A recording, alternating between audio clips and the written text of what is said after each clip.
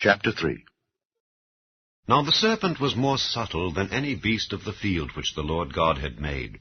And he said unto the woman, Yea, hath God said, Ye shall not eat of every tree of the garden? And the woman said unto the serpent, We may eat of the fruit of the trees of the garden.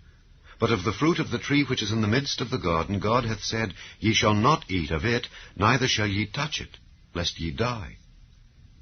And the serpent said unto the woman, Ye shall not surely die.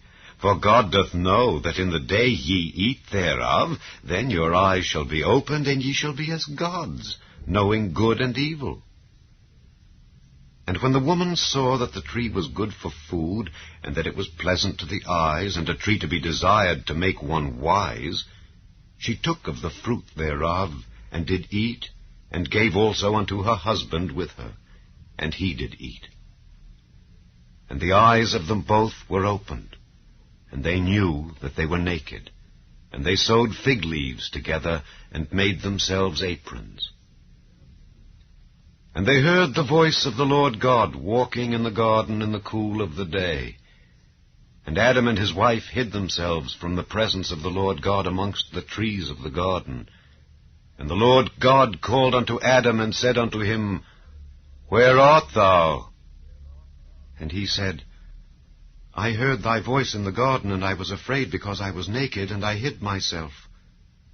And he said, Who told thee that thou wast naked? Hast thou eaten of the tree whereof I commanded thee that thou shouldest not eat? And the man said, The woman whom thou gavest to be with me, she gave me of the tree, and I did eat. And the Lord God said unto the woman, What is this that thou hast done? And the woman said, The serpent beguiled me, and I did eat. And the Lord God said unto the serpent, Because thou hast done this, thou art cursed above all cattle, and above every beast of the field. Upon thy belly shalt thou go, and dust shalt thou eat all the days of thy life. And I will put enmity between thee and the woman, and between thy seed and her seed.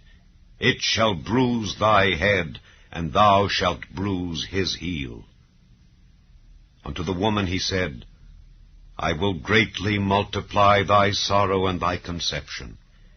In sorrow thou shalt bring forth children, and thy desire shall be to thy husband, and he shall rule over thee. And unto Adam he said, Because thou hast hearkened unto the voice of thy wife, and hast eaten of the tree of which I commanded thee, saying, Thou shalt not eat of it, cursed is the ground for thy sake. In sorrow shalt thou eat of it all the days of thy life. Thorns also and thistles shall it bring forth to thee, and thou shalt eat the herb of the field. In the sweat of thy face shalt thou eat bread, till thou return unto the ground. For out of it wast thou taken. For dust thou art, and unto dust shalt thou return. And Adam called his wife's name Eve, because she was the mother of all living. Unto Adam also and to his wife did the Lord God make coats of skins, and clothed them. And the Lord God said, Behold, the man is become as one of us, to know good and evil.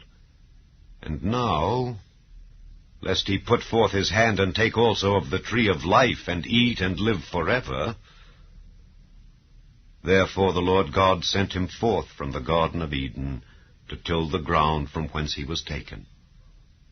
So he drove out the man, and he placed at the east of the Garden of Eden cherubims, and a flaming sword, which turned every way, to keep the way of the tree of life.